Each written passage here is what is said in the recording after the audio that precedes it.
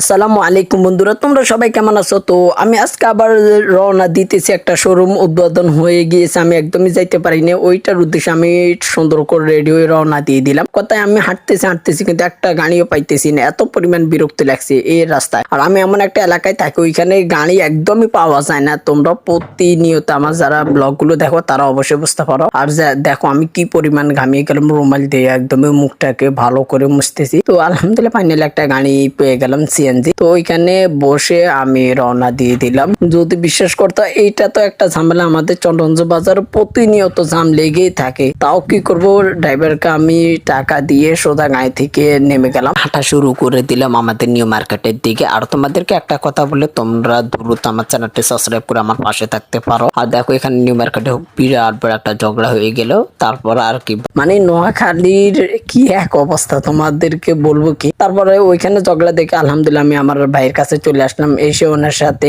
হ্যান্ডশপ করে বিভিন্ন কথাবার্তা বললাম আমার 3 সার্টিফিকেটের বিষয়। তো উনি বলছে একটু ওয়েট করতে হবে। তো আলহামদুলিল্লাহ আমি একটু ওয়েট করলাম।